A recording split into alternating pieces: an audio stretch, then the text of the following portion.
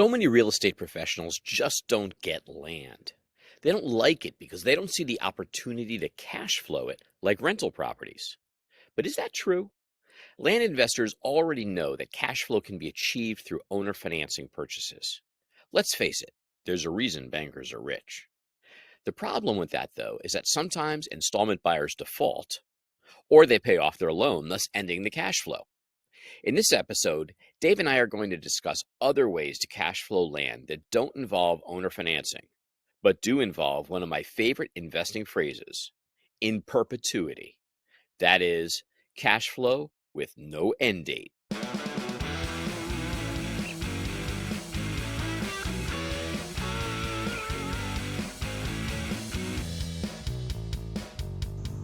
Are you ready to launch your success in the land business?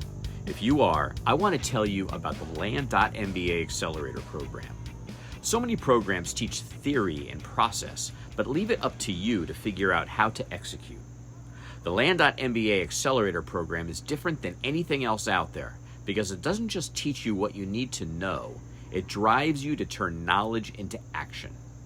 The Accelerator is an intensive 6-week small group coaching program built on top of our end-to-end video course that goes deep on the most important topics like county selection, pricing, marketing, and more. If you're ready to stop talking and start doing, go to land.mba/accelerator to sign up for a free discovery session to see if the accelerator is right for you. We still have a couple of seats open for our next session starting September 15th, but they will fill up fast, so don't hesitate. Go to land.mba/accelerator today.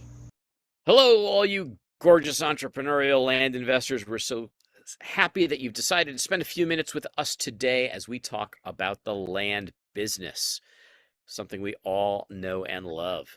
So before we get started, I want to just take a moment to say, please, if you wouldn't mind, subscribe, like, and leave a comment on wherever you get your podcasts, or if you're watching us on YouTube, in the comments. It would be absolutely awesome if you would tell us what it is you'd like to hear us talk about or ask a question. We will answer it on the podcast.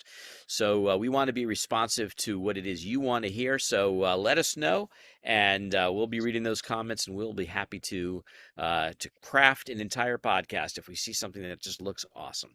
So before we go any further, Dave, my partner in crime, David Van Steenkes, how are you doing today, Dave? I'm excellent, Howard. Can't complain. The weather's perfect, and I'm look at this backyard I got here. Mine looks good too, but I don't have my glasses on, so it's all blurry. Right.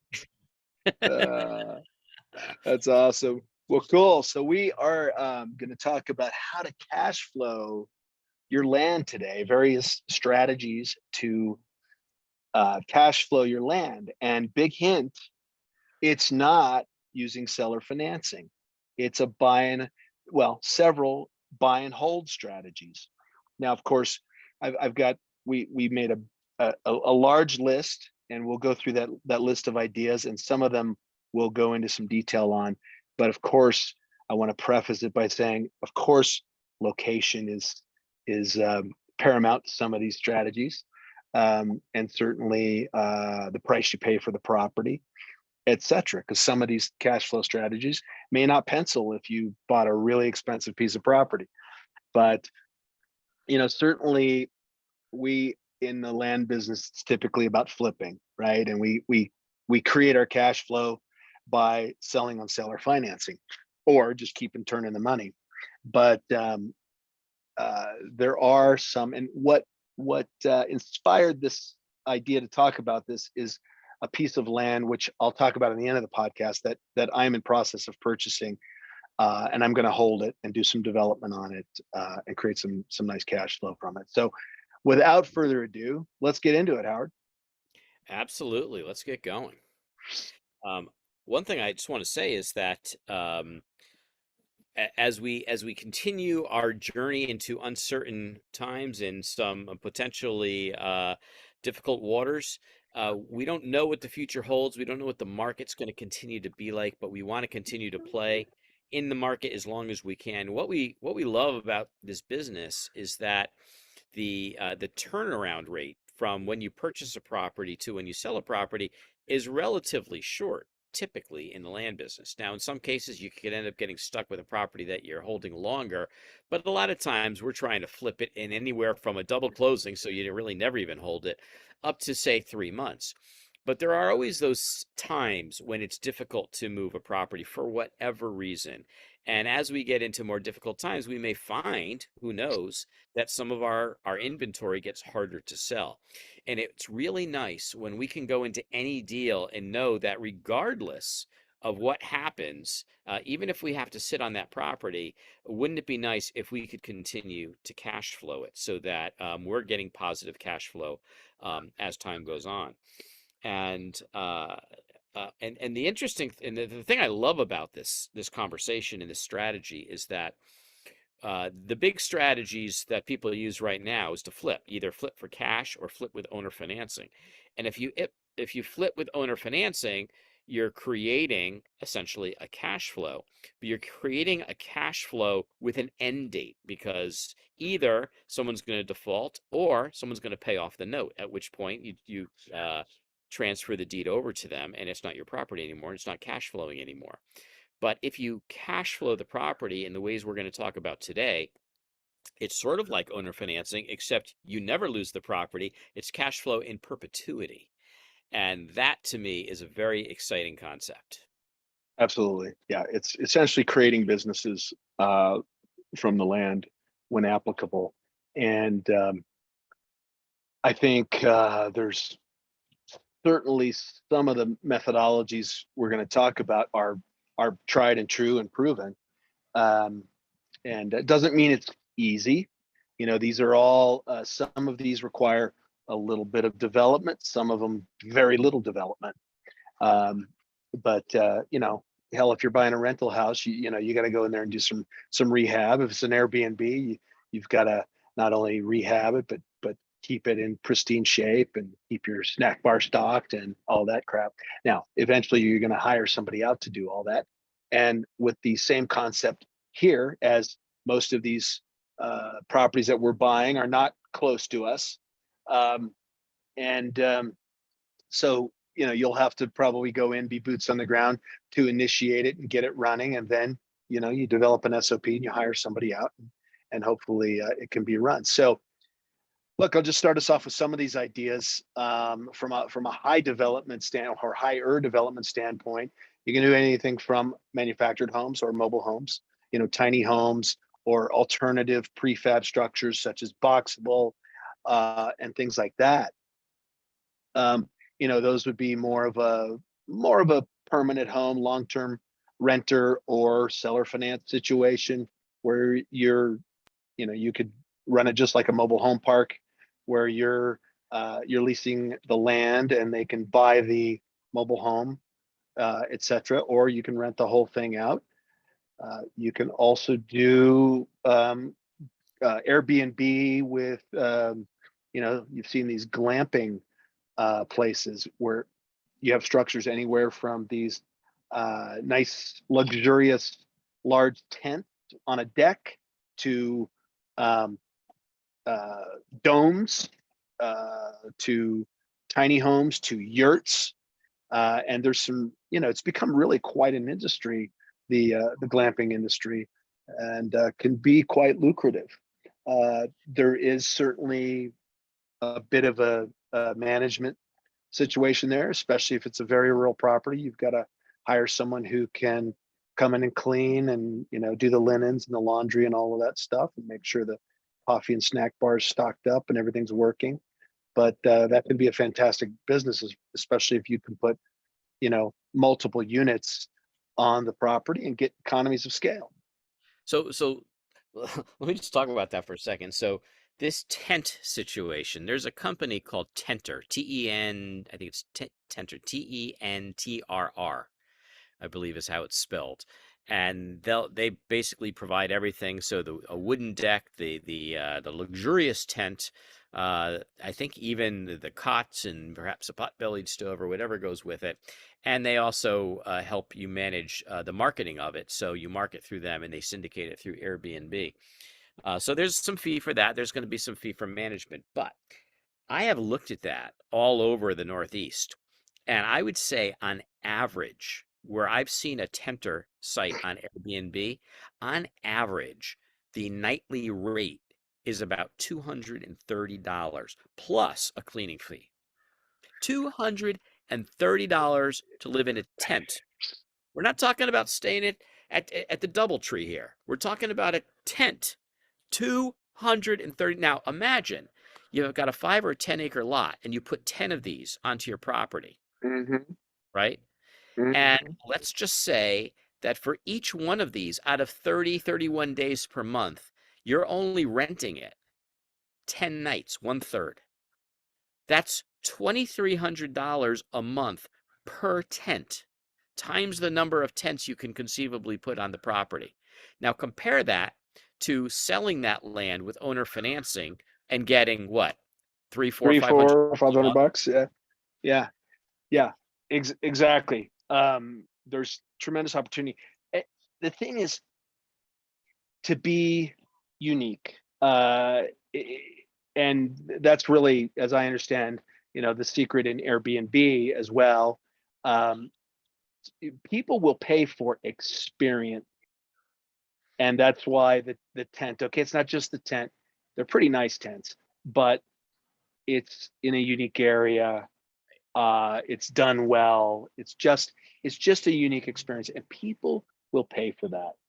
Um, so even down to yurts and domes and things like that. It's a very unique experience. So I mean, hell, I was out in some podunk town in a La Quinta Inn last week, uh, and I paid $189 for a freaking La Quinta in the middle of nowhere. Couldn't believe it. Um, anyway, so what else we got? We got hunting leases. Now, I love hunting leases. In fact, I almost did it with a property that I had sold a couple of times. It was 40 acres in a this pretty nice area in southern Colorado, which had pretty good hunting. And I found out that through Hunting Land VRBO, HLVRBO, um, it is that I could get an annual lease on that property for $300 an acre. A 40-acre property, it's 12 grand a year. And I was only seller financing that for like 300 and something dollars a month. So do the math. I get a permanent piece of cash flow and hunt it, and it could be hunted. Now I ended up selling it because I got a great offer on it, and but it had been paid for 3 times or twice because it had defaulted a couple of times, and so I actually really wish that I had taken it off the market and kept it as a hunting lease. But if I get another property down in that area, I'm going to definitely try that. Yeah, but So with that in mind, I just want to reiterate the thing that I said earlier. In this business, we hear a lot about passive income, but the fact of the matter is selling on owner financing is not completely passive because eventually those properties are either default, in which case you have to resell them, or they get paid off and they're out of your inventory, and then you've got to replace them with something else. Passive income means that it just keeps coming in. It's the gift that keeps on giving. And the key word is not passive. The key word is another P word, perpetual. yeah, or permanent. Yeah, And when you've got that hunting property and you're maintaining the deed, that deed's not going in anybody else's hand. As long as there's people who want to hunt on it, you're getting money, and that's yeah, perpetual. and it's typically as far as I understand it, they pay the whole lease up front. It's a cash payment. So if it's 12 grand a year, you're getting 12 grand. You're not worried about chasing them down for missed monthly payments and things like that. So that's a great one, depending on the property. Uh, Another is self-storage. Now, self-storage may or may not. There's definitely some research you have to do with it, figuring out the actual need in the area, and that's also not going to be typically that's a property that's fairly close in. not more than, let's say, 10 minutes out of town. Um, uh, but you can create self-storage with, um, what are they called? With shipping containers. And the beautiful thing about that is, a shipping container, you typically don't need a permit, and it's not going to increase your property value or property taxes because it's not a permanent asset. Now, there are some counties that have gotten wise to that. But the other nice thing is, look, it's sort of de-risked it using those shipping containers because they're widely available pretty inexpensively on the used market. You can get a 20-footer for a couple of grand, and you get a nicely converted one with roll-up doors and whatnot. There's people that do that, but it's temporary and they're easily resellable on the used market. So let's say you said, I want to start with 5, 6, 10 units and see what happens. And it does great, and then you can add another one, or let's say it doesn't do so well. You can sell them, and all you need is a flatbed to transport them. So Yeah, and this probably goes as well with our next item, which is the RV and boat storage as well, which is an interesting play. But in either case, I would say the distinction you were just making is really important. There's one thing which is to build self-storage buildings, which is climate controlled and all the rest. That is a full-on business model that you really are going to need to learn and probably get some mentorship in and understand how that business works in order to do it. There's be some significant investment into it. And I would imagine in some cases that's even true of boat storage and RV storage. But there's another path, and it depends upon the land and what the county allows you to do with the land, where there may be a much easier way to do it with a lot more options, which is shipping containers in this case, as David mentioned. yeah, yeah, very, very good. And boat and RV, certainly, you'd probably just need to fence the property and put a locked gate on it. And it's pretty easy. Maybe you got to come in there and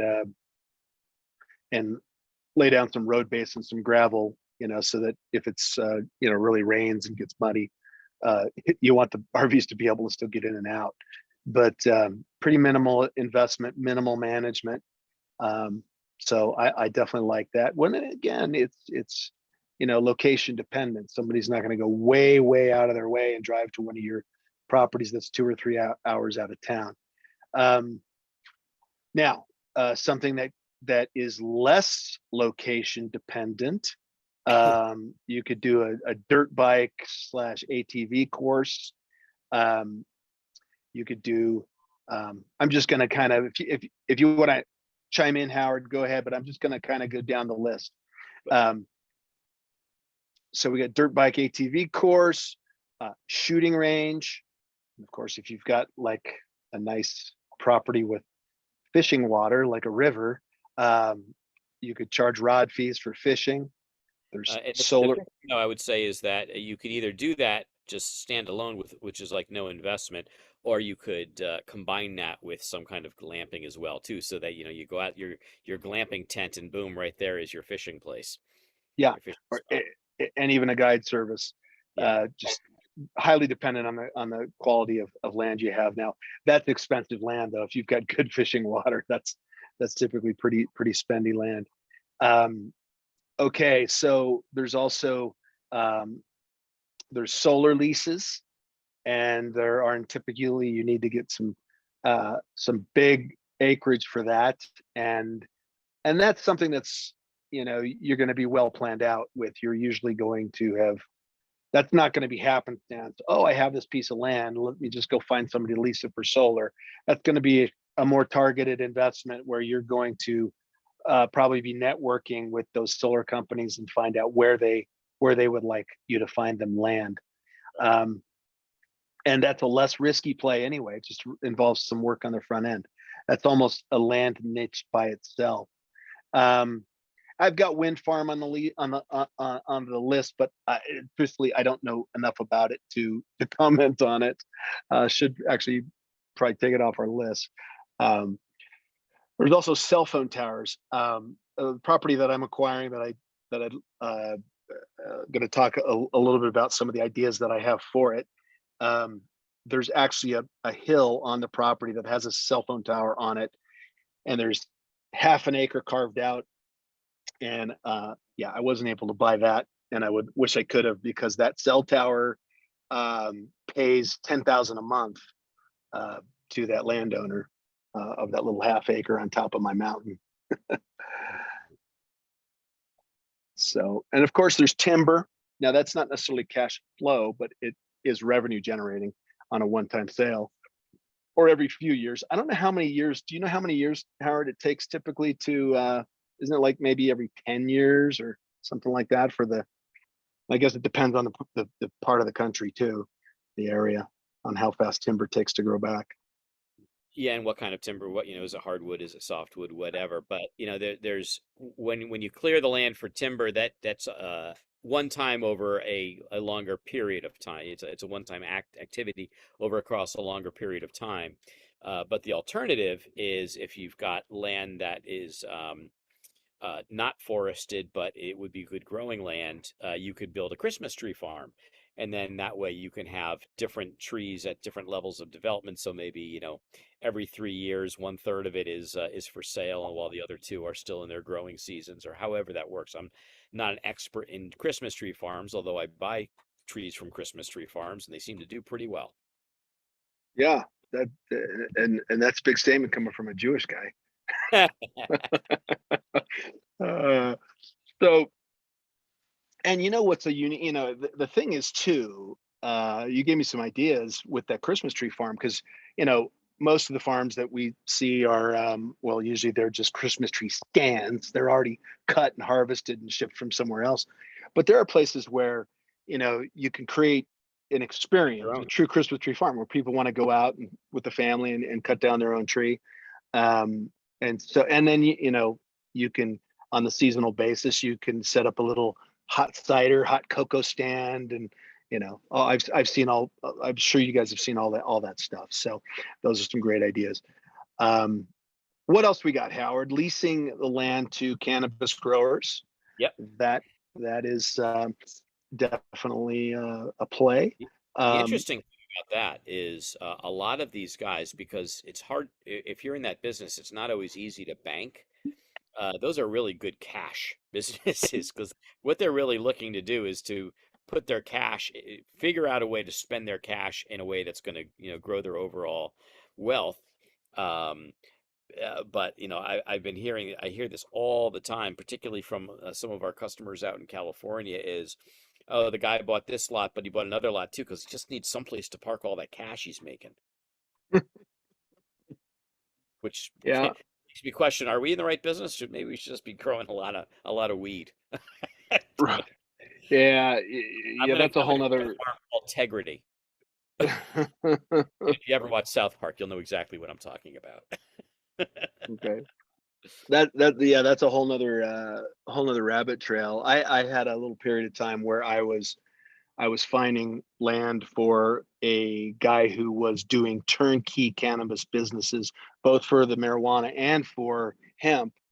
And because there are some regulations, hemp has to be within a certain distance from marijuana grow, so that they don't cross pollinate.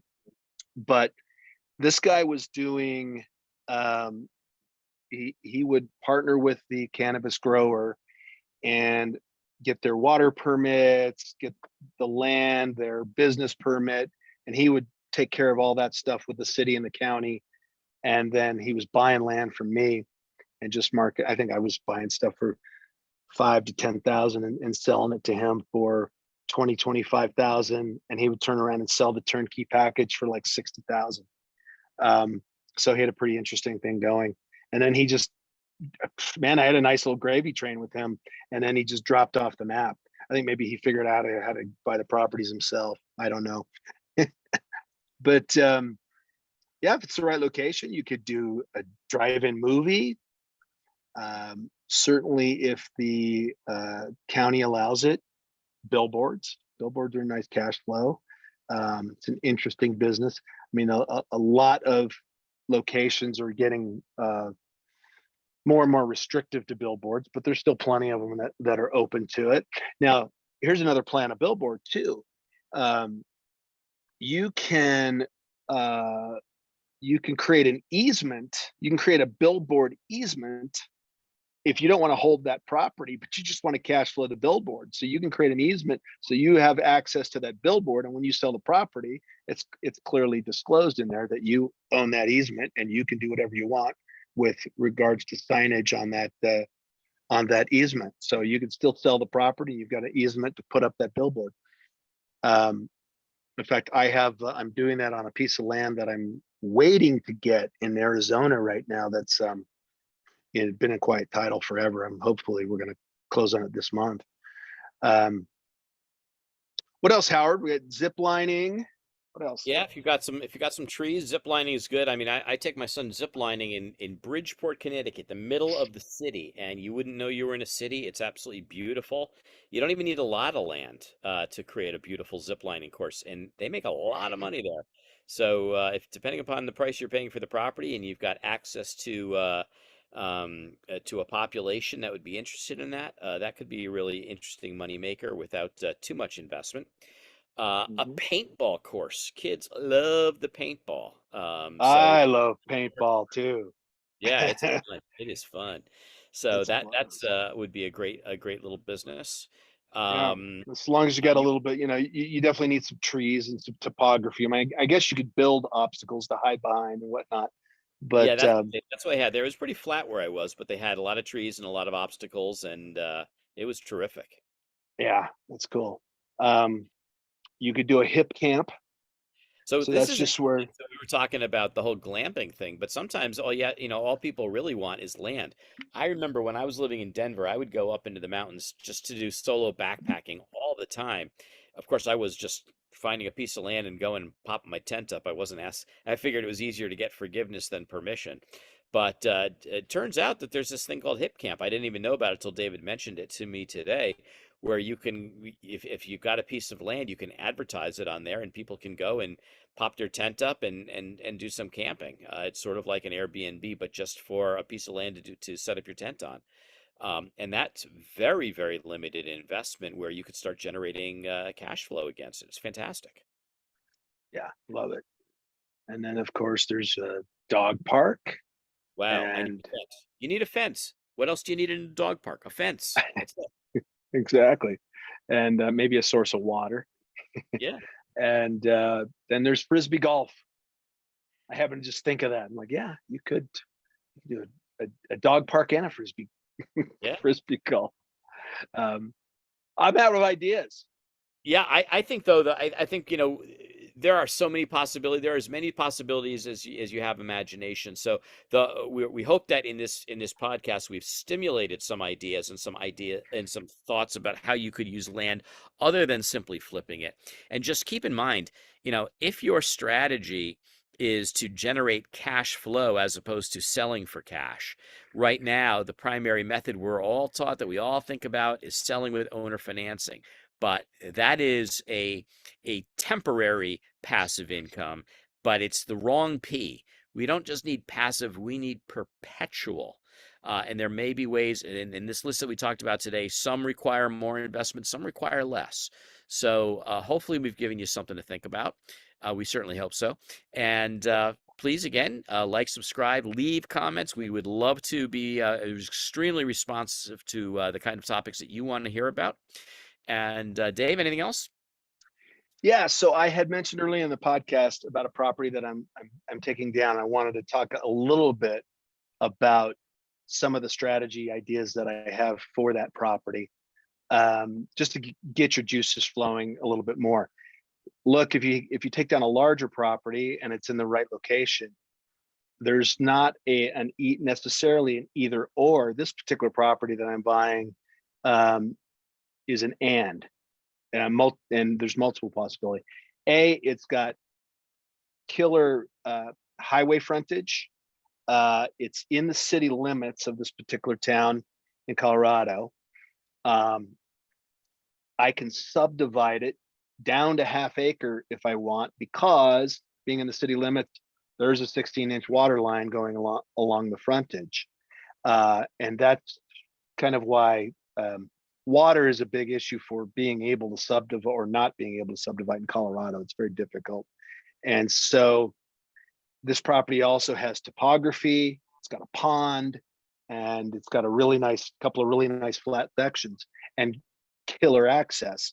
So I've done the research on storage. All the storage facilities in this town are full with waiting lists. So I don't know what the potential absorption is. I still have to do some research on that. But it looks like one of the first things I'm going to do is storage. There's a nice section of the property where I'd like to actually build an Airbnb, a nice actual home, probably a duplex. And then on that same section of property, potentially do some glamping units. And I can probably carve this. Well, I know I can carve up sections of this property into, let's say, 2-acre, 3-acre lots. There's already a subdivision with half-acre lots nearby, and the views at this place are spectacular. So I could sell, let's say, 2- and 3-acre sections, and to pay for a lot of this infrastructure that I'm going to put in to create cash flow with. So being able to think creatively on creative financing as well, right? So you take down the lot, say, well, gosh, there's some cash flow things that I want to do, but they might be hard to get loans for example, glamping units, things like that. There are some lenders who lend on that, but you could carve up and sell off parts of the property to pay for building that infrastructure. So that's what I'm going to do on this property. There's also an opportunity for RV and boat storage as well. So just to get those creative juices flowing outside of the box. That's what I hope we were able to do on this podcast. Thanks, everybody. Have a wonderful week, and we'll see you next time on the Land.MBA podcast. We hope you enjoyed this episode, had a bit of fun, and walked away with some actionable insights that you can apply to your business. Dave and I have got some great content and interviews planned, so don't forget to rate and review, and of course subscribe to this podcast on iTunes, Google Play, Stitcher, or wherever you get your podcasts. If we mention any interesting links or tools, you'll find them in the show notes. To learn more about Land.MBA, visit our website at, wait for it, Land.MBA. See you next time on the Land.MBA podcast.